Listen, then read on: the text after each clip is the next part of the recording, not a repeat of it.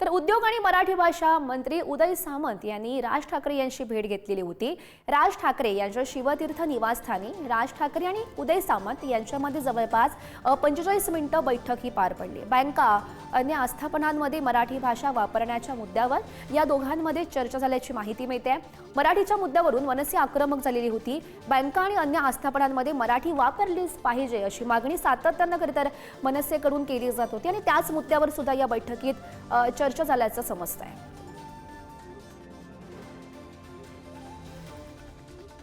तर याच भेटीत नेमकं काय घडलं बघूयात। मराठी भाषा मंत्री उदय सामंत आणि राज ठाकरे यांच्यामध्ये शिवतीर्थवर बैठक पार पडली। मराठीच्या मुद्द्यावर राज ठाकरे आणि उदय सामंत यांच्यामध्ये 45 मिनिटं चर्चा झाली आहे। बँका आस्थापनांमध्ये मराठी बंधनकारक करण्याची राज ठाकरे यांनी मागणी केल्याचं बघायला मिळत आहे।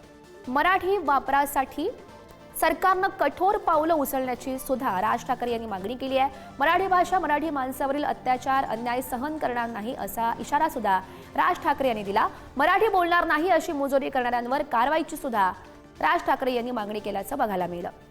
राज ठाकरे यांच्या मागण्यांवर मुख्यमंत्री आणि उपमुख्यमंत्र्यांशी बोलणार असंही सामंत यांनी म्हटलेलं आहे।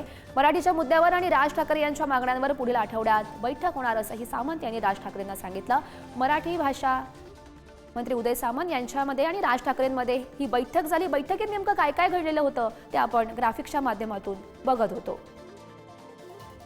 अनेक भाषा या महाराष्ट्रामध्ये बोलल्या जातात। अनेक राज्यातली लोक महाराष्ट्रामध्ये आलेली आहेत। त्यांचा आम्हाला देखील आदर आहे, त्यांना देखील आदर आहे, सगळ्या भाषांचा त्यांना आदर आहे। परंतु एक महत्त्वाची गोष्ट अशी आहे की ज्या पद्धतीनं मराठी भाषिकांवर काही ठिकाणी अन्याय केला जातोय, दादागिरी केली जाते, त्याच्यातनं काहीतरी मार्ग काढला पाहिजे आणि त्याला कायदेशीर वलय असलं पाहिजे असं राजसाहेबांचं मत आहे। आणि त्या संदर्भात त्यांनी मला या ठिकाणी बोलवलं होतं। त्यांच्याबरोबर मराठी भाषेसंदर्भात जी काही चर्चा झालेली आहे ती मी मुख्यमंत्री आणि दोन्ही उपमुख्यमंत्र्यांच्या कानावर घालणार आहे।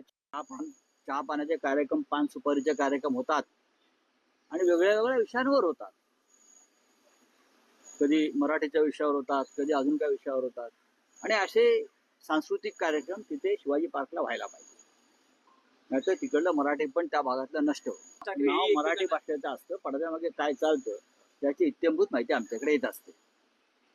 तुम्ही महाराष्ट्राच्या जनतेला मूर्ख समजू नका। शिवाजी पार्कामध्ये शिवतीर्थावर शिवसेनेचा जन्म झालेला आहे, त्याच्यामुळे आमची तिकडे माणसं आहेत ना।